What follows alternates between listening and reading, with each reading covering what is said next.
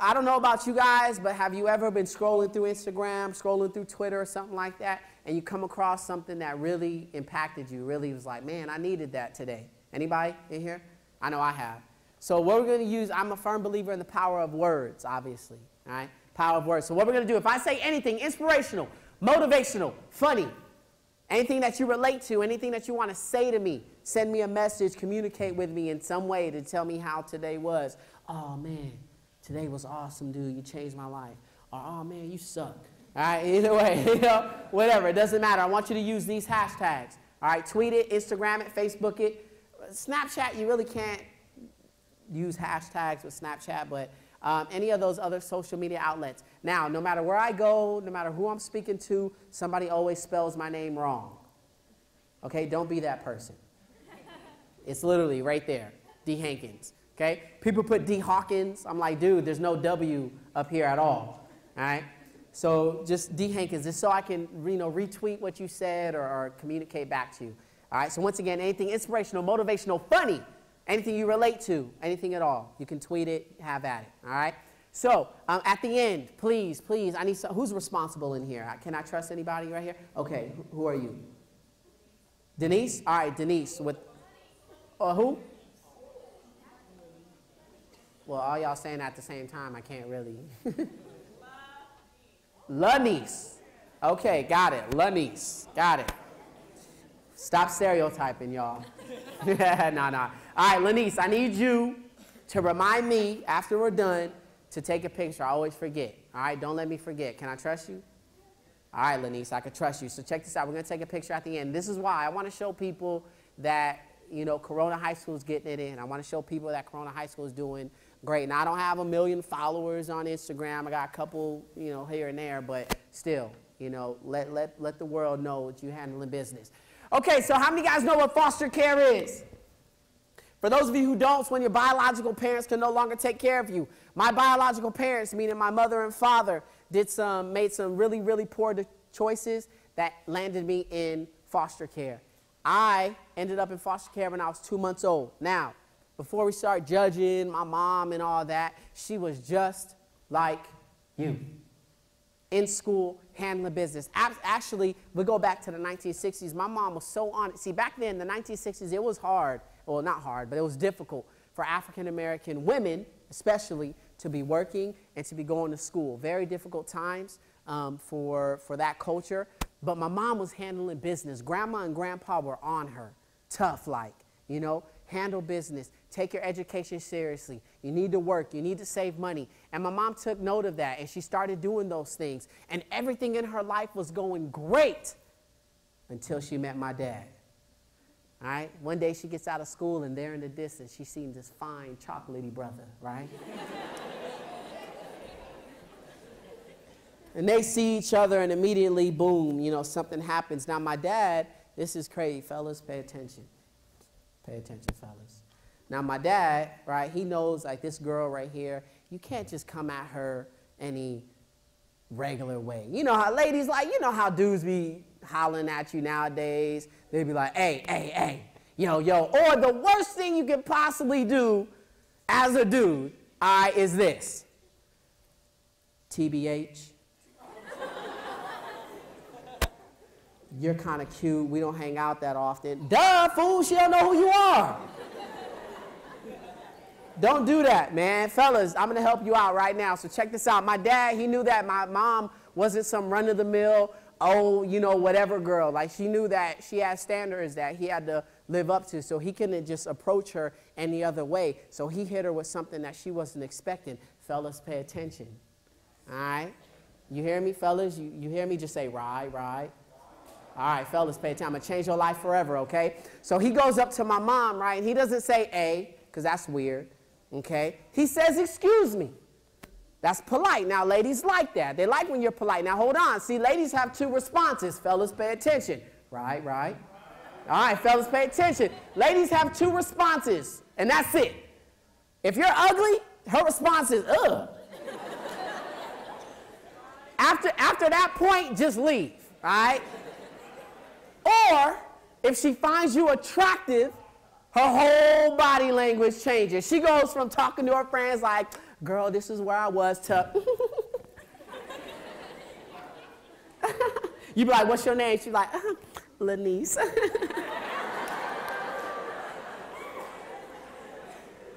Right, whole body language changes. So check this out, my dad, man, he sees my mom, he knows she's been curving dudes left and right because my mom has standards, she's on a mission. So he goes up to mom, he says, excuse me. Now she's forced to answer, right? Not saying yo or anything like that. Excuse me, she turns around and she says, yes. And he looks at her. Now, fellas, this is where we make our mistakes. Fellas, pay attention. All right, pay attention. Check this out. This is where we make our mistake. We go up to the girls and we say, I think you're pretty. They've heard that a million times. You might even take it further, or I think you're beautiful. They've heard that a million times. It's nice, don't get me wrong, but they've heard that before. You got to hit her with something she's never heard before. So my dad walks up to my mom. He says, excuse me. She says, yes. He says, I think you're exquisite. Look, fellas. Every girl in here is like, I have no clue what that means, but I'm his. Done. Right? Hit her with something she's never heard before. So my mom and my dad automatically, boom, they make it happen. Now my mom, she was using her gifts, her talents, and her skills to build a better life, to make something better happen for her, to get out of the hood, because we grew up in South Central Los Angeles, to get out of the hood. My dad, he chose to use his gifts, his talents, and his skills to run the streets. My dad was a drug user. Now he didn't tell my mom that off the bat. That'd be weird. Oh, what are you doing today? Oh, you know, I have school and then work. All right, so what are you doing, you know, afterwards? Oh, I'll probably get something to eat. All right, cool, let's grab something to eat. All right, I'd like that. That'll be cool. By the way, I use drugs. You know what I'm saying? It doesn't work like that. But she found out over time. Now, unfortunately, my mom loved my dad, so she started using drugs as well. And that landed, she lost all of her kids. She lost her education, she lost her job, she lost everything, and she lost me. When I was 2 months old, because of her drug use, I ended up in foster care. Now, I don't remember a lot when I was 2 months old, and neither should you. And if you do, that's just weird. I remember when I was 2 months old. You're freaky, okay? Bottom line, we can't be friends anymore. Right? So my life really started when I was 4. When I was 4 years old, I was in my first foster home. I didn't know anything about my mom. I didn't know anything about my dad. All I knew was that this lady who took care of me was mom. This dude who took care of me was dad. And I had brothers and sisters. But it was a foster home, right? So it was a mix of everybody. A couple Mexicans, sprinkle a few Asians in there, 2 white people, and a black dude, right? That was me. I called it the Black Brady Bunch, right? A mixed bag of Skittles is what we look like. I don't know if I was a good kid or a spoiled kid. Or maybe we had a lot of money, I'm not sure. But in my room, I had every toy imaginable. My room looked like Toys R Us on Black Friday. No lie. So one day, I'm outside and I'm playing handball with my boys. You guys remember handball? Yeah. Handball is a game. Slices! Y'all remember that? Right? Waterfall. Right? The big one was Black Magic. Y'all remember that? Black Magic? Right? Then it came out with White Magic, and I was like, why?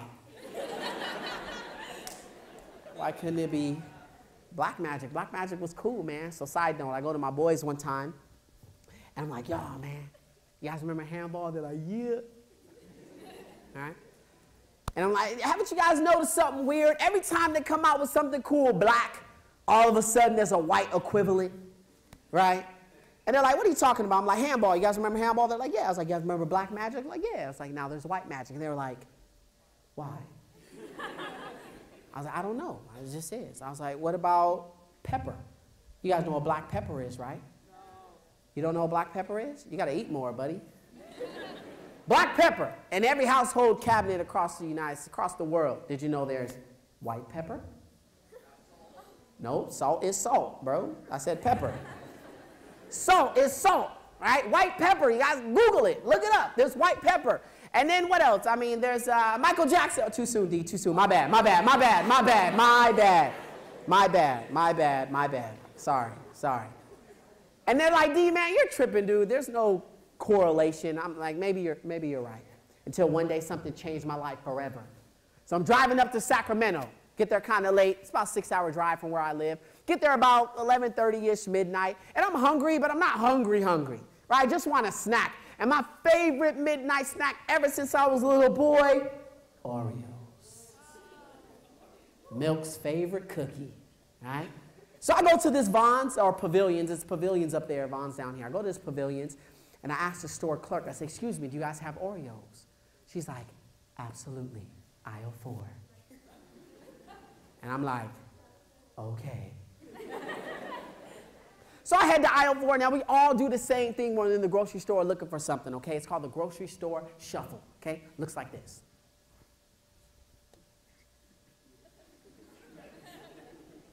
Some of us do spirit fingers and talk to ourselves like,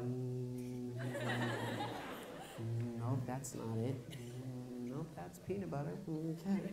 And then I see it on the bottom shelf, on sale for $2.99. Changed my life forever.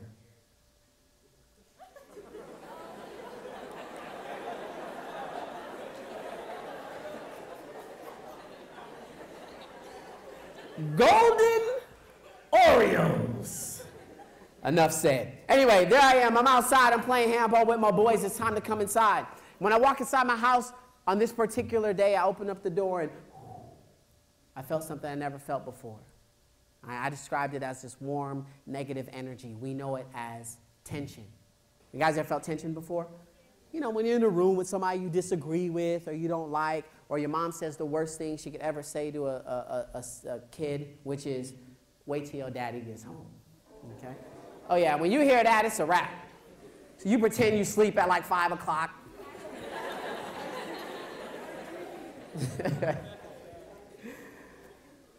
I get home and I feel this tension. Now this is odd for my house because me and my family, we got along well. We got along well.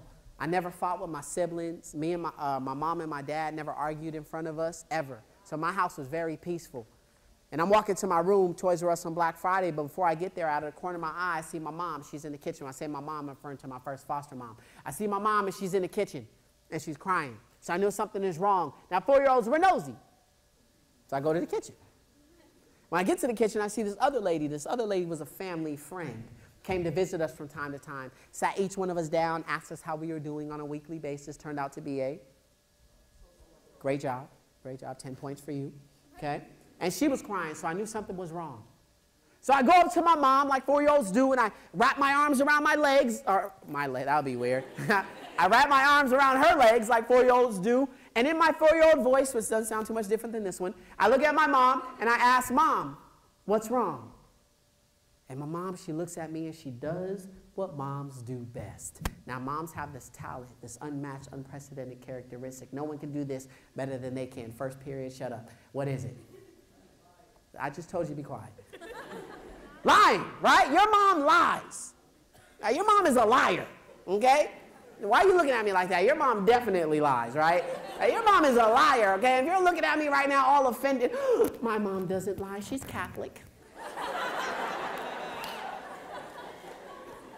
Then she got you good, okay? Now, don't get me wrong. It's not maliciously. It's not to cause harm. It's just that when parents have kids, when moms, especially when moms have children, it feels like something in their DNA changes to where they don't want their kids to worry. So they're constantly making big things smaller, all the time. All the time. I mean, I don't want to open any old wounds right now, so please forgive me, but divorce, right? Divorce doesn't happen overnight. It's not like, honey, I got this great idea. Well, what is it? Let's get a divorce. Okay, next week we'll go skydiving, right? It doesn't work like that.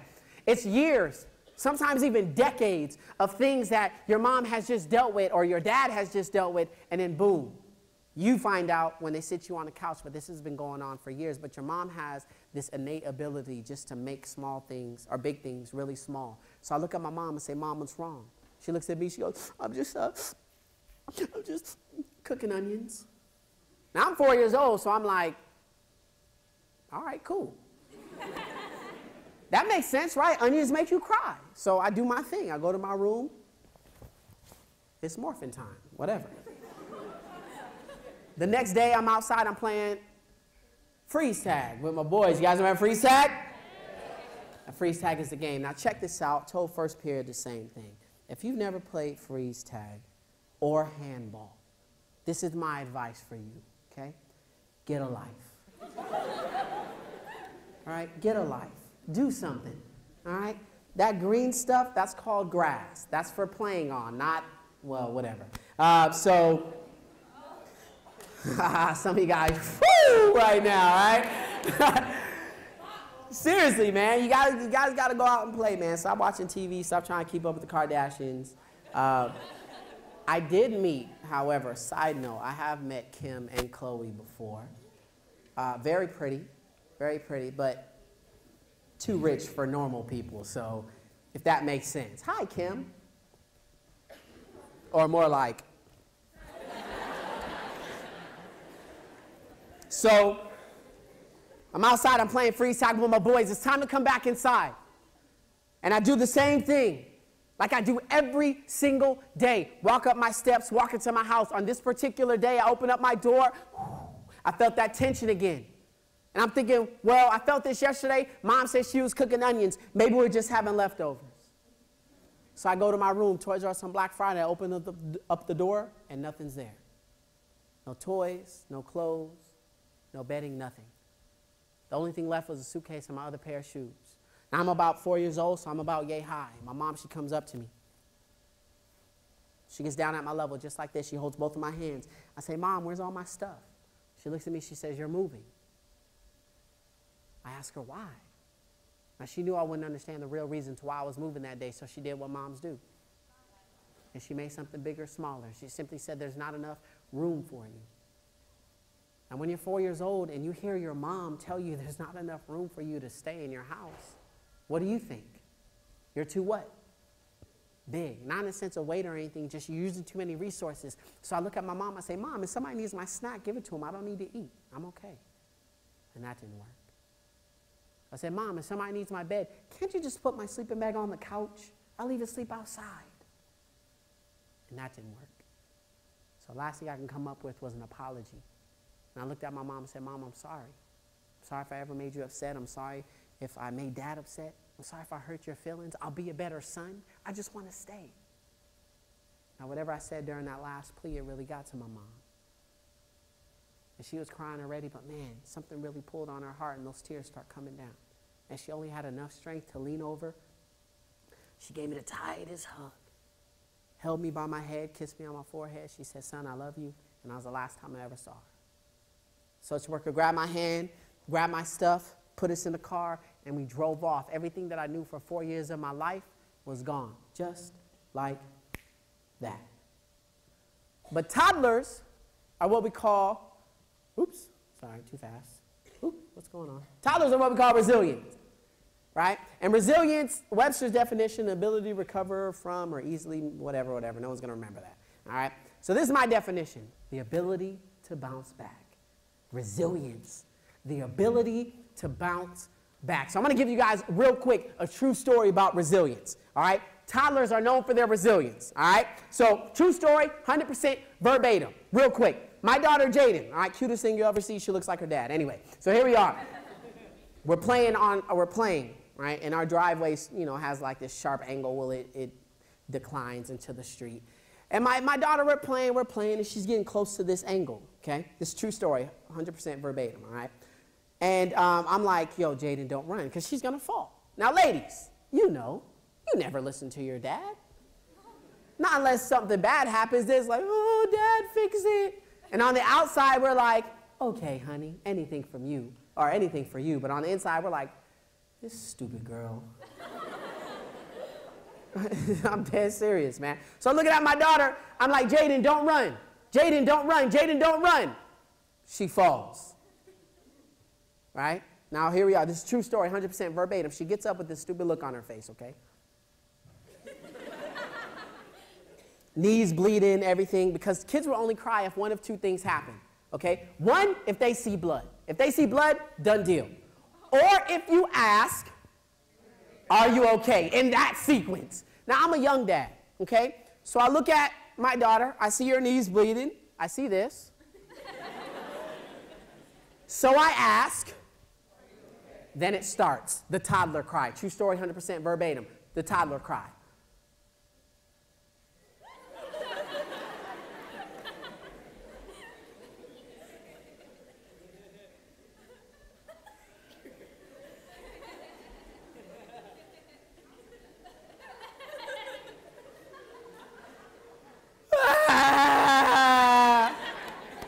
right? This huge inhale to where they're about to pass out. They're like, you know?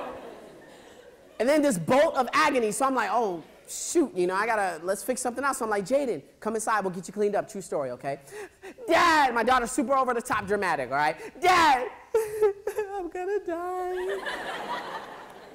Jaden, you're not gonna die, you just scraped your knees. Dad, just let me die in peace. Jaden, you're not going to die. Come inside, we'll get you cleaned up, right? And then all of a sudden she stops. I can't feel my legs. I can't feel my legs. I'm so cold, Dad. I'm so cold. Bruh. You know, at this point, I'm like, all right, we got to stop watching the Disney Channel. This is ridiculous, okay? And every time she looks at her knee, for some reason, it gets worse. All right, so I'm like, I got to think of something. So the first thing that pops in my head, do you want some ice cream? Yeah.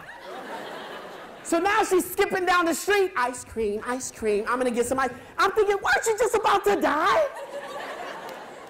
But that's resiliency, right? You're able to bounce back. So here I am. I'm in this new foster home. I have a new mom, new dad, new brothers, new sisters. Over time, they start telling me that they love me. I start telling them that I love them. Then one day I get home and it's like deja vu. My stuff is packed and I'm moving again. And again, and again, and again, and again, to one point I had enough. I get to this home and I'm thinking, all right, when I do good, they move me, so let me do the opposite. So I start doing bad and then they keep moving me. And now, at 8 years old, I fell into the state of hopelessness. 8 years old. I didn't care about myself, I didn't care about anybody else. I was angry. My motto was, people don't care about you, so why care about people? And that's exactly how I acted. So one day I'm in elementary school and I decide I'm gonna be a jerk, put my feet on the desk. Teacher says, get your feet off the desk. I'm like, my bad. But now I have the classroom's attention, so every time the teacher turns around to teach, what am I doing? Y'all watch this.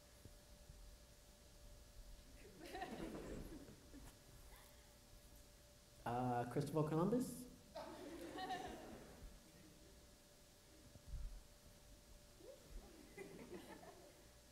Then I get caught. Not because I was too slow. Never that. I'm taking off my shoes, knock down that clear color pencil box we used to have. Remember those with the multicolored erasers you guys try to eat when no one was looking? All right. Look, she's like, oh, I did. I see you. I see you. All right. I get in trouble. Teacher says, that's it, man. Write your name on the board. What does the class do? Ooh, ready? All together now. 1, 2, 3. That was awesome. You guys sound like a choir. That was legit. I was so upset that day that it felt like when the class was going, ooh, somebody was pouring boiling hot water into my body. Just cook, cook, cook, cook. All of a sudden, 8 years. All my anger, everything exploded. I kicked my desk. Bow! Flip over my chair. Bow! Teacher, you fat B-man, F this class. Y'all don't know anything about me. I hate all you guys. Little kid looking at me. What's going on? What you looking at, fool? Bow! Kick open the door. Bow! Flip everybody off. Your finger's like this big when you're in elementary school. I'm hot, man. I get to my vice principal's office, sitting in my chair, like I always sat in her chair. I was in her office every single day. Sitting in my chair, man, stupid teacher, man, write my name on the board, man. I hate this school, young money. I don't care about none of y'all, man. And I'm thinking, I'm in trouble every day. I don't want to be here. They don't want me here. So I look at her, why don't you just send me home? And there she was, writing out her desk. She puts her pen down. She gets up. She walks over to me. She gets down at my level, just like this. Why don't you just send me home? She looks me right into the eyes and she says, because you have potential. Now, immediately, I stop crying. And I'm thinking, let me analyze this real quick. I kicked my desk. I'm pretty sure I cut Frank and Jesse in half. Flipped over my chair, cussed out my teacher. I slapped 2 innocent bystanders. Kicked open the door, flipped everybody off, came in here, yelled at my vice principal. And the only thing this lady has to say is, you have potential? I'm like, lady, I'm 8. What does potential mean? But if I were to see her today, I'd give her the biggest hug. Not only because she was correct, but because of what she did for me that day. Now, her first physical action was she got down at my level. Right? That was the sense of understanding. She could have easily been like, little boy, shut up. But she got down at my level. See, this is not teacher to student. This is not adult to little boy. This is human to human. Second thing that she did is she looked me right into the eyes. She looked past all my drama, and she hit me. I had no clue what potential meant, but I can remember this day like it happened 10 minutes ago. And the last thing that she did was this. I was always in her office, always, meaning I wasn't where?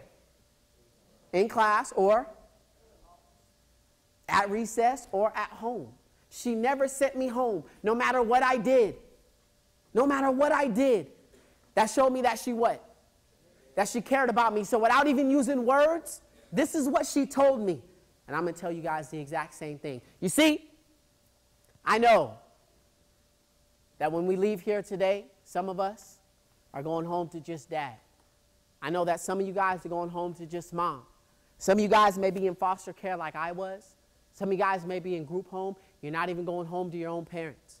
Right here in this room. I know for a fact that there's some dudes out here that walk around campus, had a rough life, so they got to act tough. They got to fight everybody. They don't pay attention in class, nothing like that. And it's not because they don't want to. It's because their dad wasn't there enough to tell them that they love them or to show them what it's like to be a real man.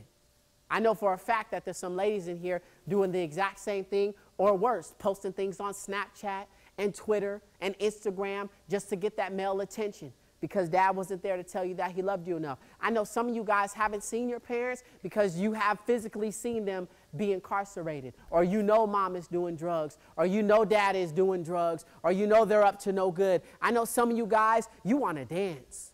You want to sing.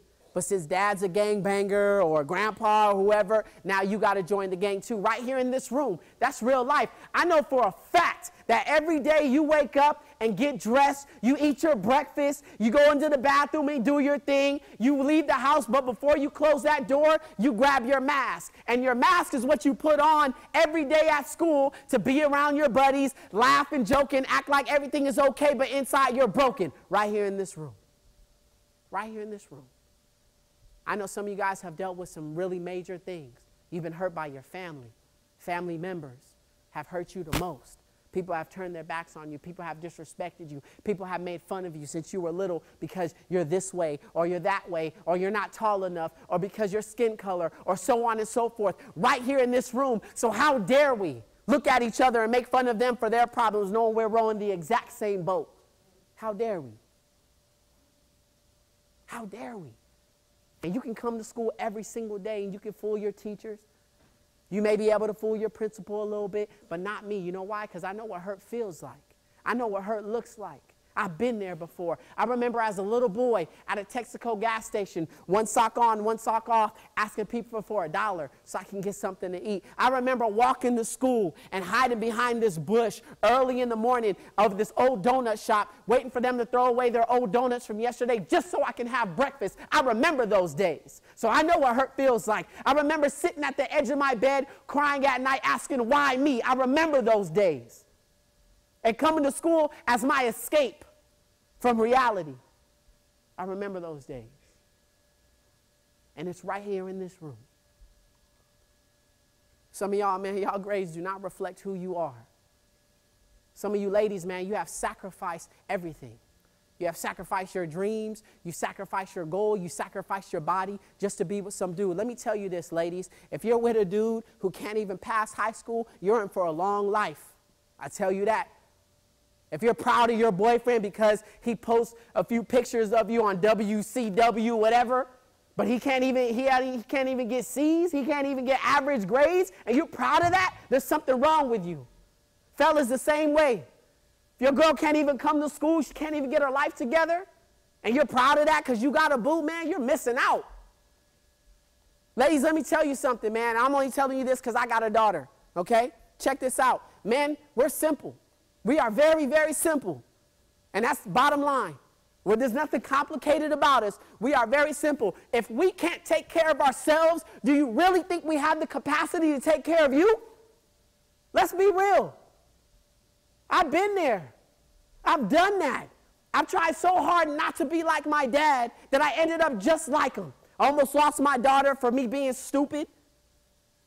I've done everything there is in the book, but check this out. This is what's awesome about life. If you can hear me, if you can see me, that means you're alive. And if you're alive, that means your problems and your situations didn't kill you. And if your problems and situations didn't kill you, that means that life has given you another opportunity to be amazing. So be amazing. Quit making excuses. Make it happen in your life. Change something. Break that circle. Some of you guys have the opportunity to be the first person in your family to graduate high school and go to college. Stop throwing it away. Aren't you tired of the same old, same old? Aren't you tired of being in the same place you were last year? Aren't you tired of being tired? Aren't you? Let's make things happen. In a world full of fake, isn't it time for some real talk? In a world full of fake, isn't it time for some real talk? Because I'm going to be honest with you guys. Life throws curveballs. Doesn't matter how successful you are. Life throws curveballs. Before I let you guys get out of here, all right, this right here threw the biggest curveball at me. This is my daughter, Jaden, who I was talking about. Now, my daughter is a typical girl, right? Loves doing girly girl things, loves playing dress up, right? She's half black, half Mexican. You know, if you're Mexican in here, you got to play soccer at some point in your life, right? But she loves playing dress up. She loves going to Disneyland, her favorite thing in the world. But we went from playing dress up like this, right here, with all her girls and all the makeup and things like that, to playing dress up like this. My daughter was diagnosed with a rare form of brain cancer when she was 4 years old. Life throws curveballs. Didn't deserve it, but it happened. They literally had to cut her head open, cut a piece of her brain out to get this tumor out. And one day she's all hooked up to chemotherapy, and she was going through what you're going through. Sat down in her gurney, looked up at her dad, and asked, why me? 4 years old. What did I do to deserve this? 4 years old. And can I make it? 4 years old. Now, we don't have enough time to go through her whole story, but I asked her, I said, Jaden, a lot of people hear your dad's story. They hear your story. If you had a chance, press that for me if you're up there, that next key, that next slide. Technology, man, there it is. Other way, I think. Yeah, right there, okay. And I asked her, I said, Jaden, what would you say to people? And she said, no matter how hard life gets, you should never give up. Because if you think you can't and you really can, you're going to miss that chance. My daughter was 7 when she said this. Now she's 10 years old, cancer-free, hair's grown back. She's doing fantastic. She's doing great. She's such a good girl. I'm not just saying that because I'm her dad, but she's been through a few things. But she made a choice to say, you know what, I got life to live. I got something that I want to do. And I can die here in my gurney, and just like you guys can, not physically, but you can die metaphorically right here and not understand that you have the rest of your life to live. I know that's cliche, but you're 14.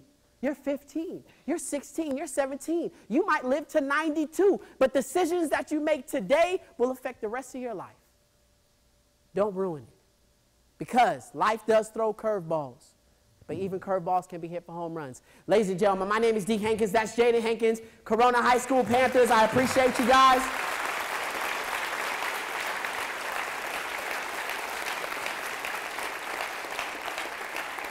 I'm sorry that I went over time. I apologize. I'll get you guys to class. Lanice, what are we supposed to do? We're supposed to take a picture. I'm going to take a picture with you guys real quick. Can we turn those house lights on for me up there in the booth? Y'all give a round of applause to my people up in the sound booth, man.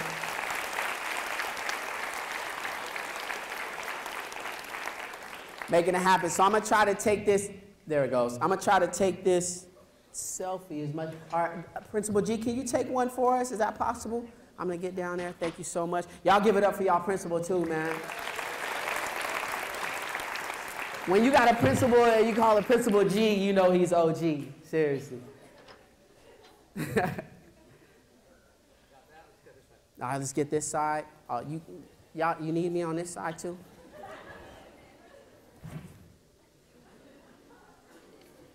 All right, dope, man. I appreciate you guys so much, man. Thank you for having me. Thank you, sir. Okay.